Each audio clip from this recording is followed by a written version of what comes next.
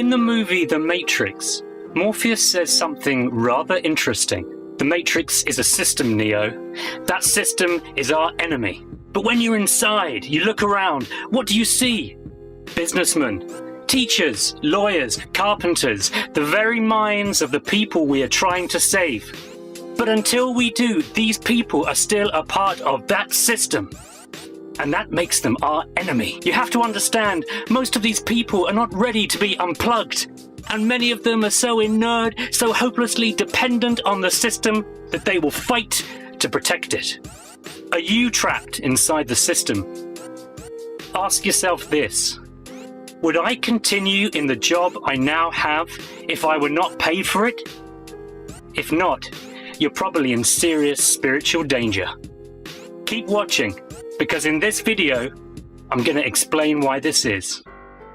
Most of us know deep down that there is something wrong with the system.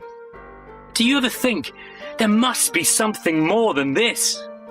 Yet we stay where we are because we think it's impossible to live without what the system offers. We think that a bigger paycheck will fix all of our problems.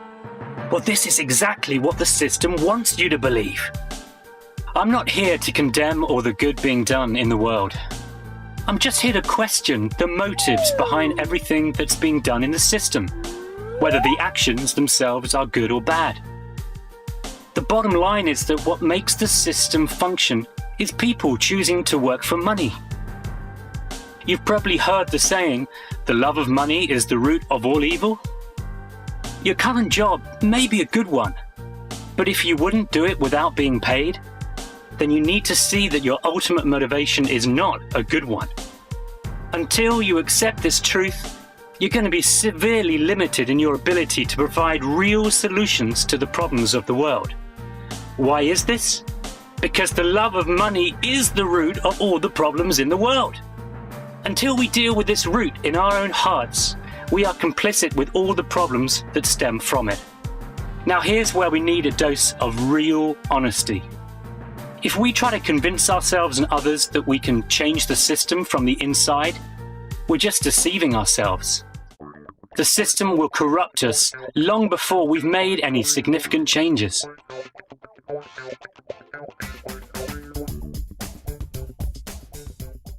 Helping people is crucial, but the way to truly help someone is to break them free from the system of financial slavery. This will help them both now and in eternity. We can't set people free if we're not free ourselves, if we're agents working for the system. Jesus said that it is impossible to serve two masters at the same time, and that we need to make a clear choice between working for God or working for money. He didn't say that the choice would be between having a respectable job, like teaching or nursing, or having a less respectable one, like being a loan shark or an executioner. Now check this out.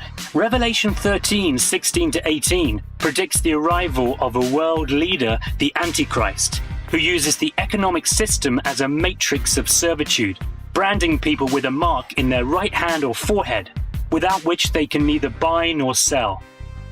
The Bible says that this leader will be accepted by the world through all the good that he does, bringing peace, prosperity, and stability to the world before his mask comes off. During the Antichrist's reign, good, law-abiding citizens will continue to be paid to perform surgeries, teach children, and run charities and other services. However, there is a strong warning that God's wrath will be poured out on anyone who accepts his mark. You may question why a loving God would pour out his wrath on good, law-abiding citizens. But perhaps we're not as good as we think we are. Unless we are willing to unplug ourselves from the system and work for a different motivation, then any good that we do needs to be seriously questioned for our own good. In the Revelation, Jesus said that it is better to be cold than to be lukewarm. In other words, we may as well be totally sold out to money and sin than to be lukewarm, hiding our mixed motives and self-righteousness under the guise of respectability. It may be hard to accept, but the system is not really a mixture of good and evil. There is just the system, run by the Prince of Darkness, and kept in motion by collective greed or love of money. We have to choose. Either we work for Satan and Mammon, or we break free of his evil system by trusting that God will look after us while we build his kingdom of faith and love instead.